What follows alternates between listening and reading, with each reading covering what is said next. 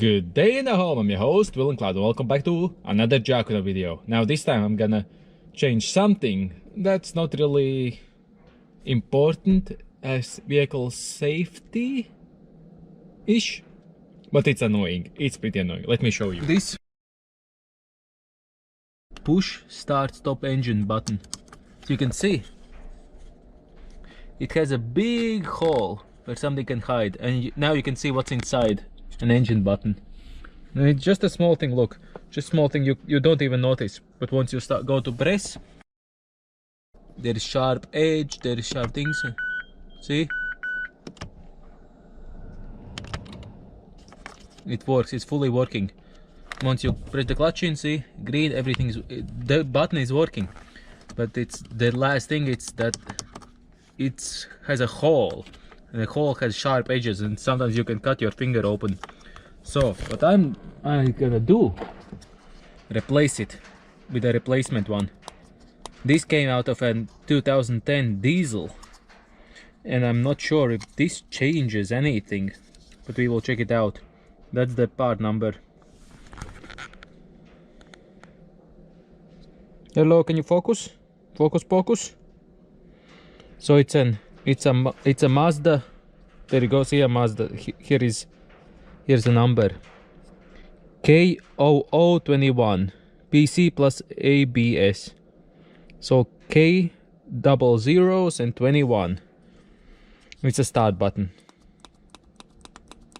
So today I'm gonna change this start button and put it right here so you can see it. And if we look at the button, how it hold on, here's a tab which is actually moving. Here's a tab which you can press in. So I think that you can press in these two tabs and it will just slide out. And there's a connector at the back. So we're gonna do this, and then we're gonna crawl right there. And we're gonna look inside the dashboard and see if we can access this. Okie dokie then. Here is loads of things around and we need to reach right there. I see it. Basically I see it. It's right there. You see my finger is pointing right there, deep inside. At least that's what she said. Now you've seen the reason why it's hard to change this from the bottom, to press it in and slide it out. So the next best thing is to lower the wheel right here. Make it as low as possible. Flip it back in, and now we have a little bit more space here. So I think with the trim removal tool we can pop this out. Let's try with the trim removal tool. Please use only trim removal tools. Don't lose screwdrivers or anything. You will damage the plastic. If you damage the plastic, you will need to change the dashboard if you want a nice clean look. And you can see that it's going there, but it's kind of tight. Oh, it is moving, it's moving, it's all fine. Oh, ooh, I hope I didn't break anything. That sound is alright because it's plastic. If the plastic is so hard inside there.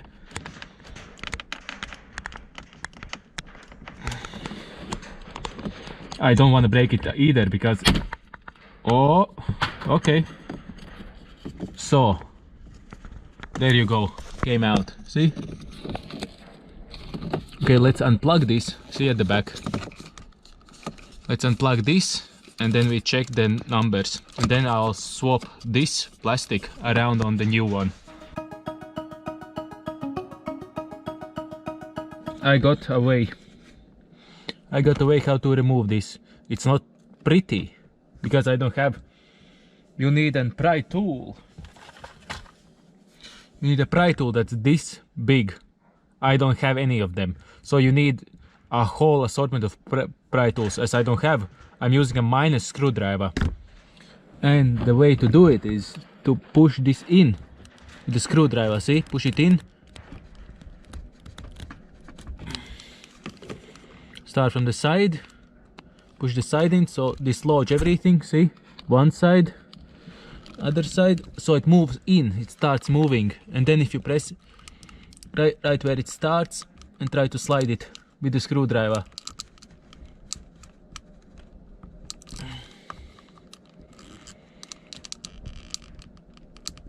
Please use please use trim removal tools, please.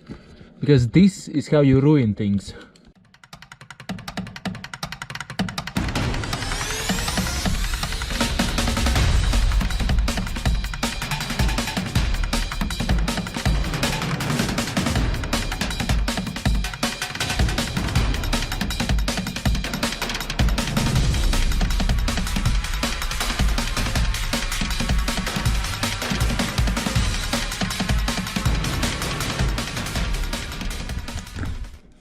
Remember, use trim removal tools. This is not the right way to do this.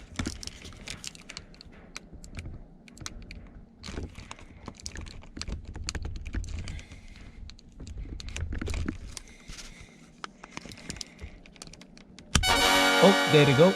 There you go. Finally. It took quite some time, but the screwdriver you do some damage. See? Come on, focus. See, you do some damage with the screwdriver. That's why I use. Please use trim removal tools. I have some sandpaper and I can fix this. So with the sandpaper I fix this, and we're gonna try to put the new one in. But first let's go on the bench and I'll try to remove this. So let's move to the bench. Now let's see. I can see that this and this should be in front, that's holding this on. So if we, yeah, so basically do it, both of them at the same time.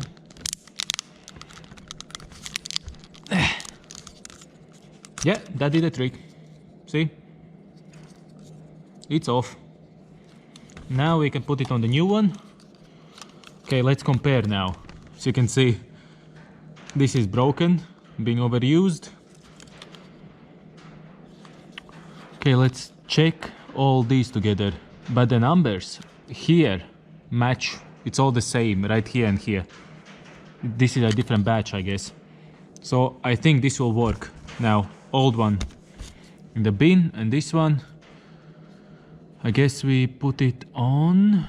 How it goes. Let's see how it goes, because here is one line, you can see along here is one line, here are two of them, the bottom, so there should be, here is one line and two on the bottom, so that's how it goes. Pretty easy. Now it should slide in and it's clipped in. Nice, that looks good. So now let's go put it in the car and double check if it's actually working. There is only one thing to do. Plug this in and check if everything's working. No return. Okay, let's see.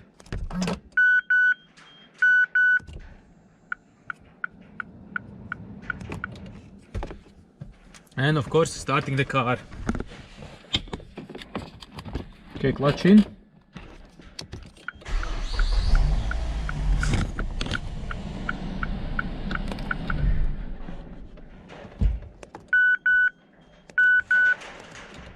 Nice, so it's all working. Now we can just slide this back in, place where it belongs.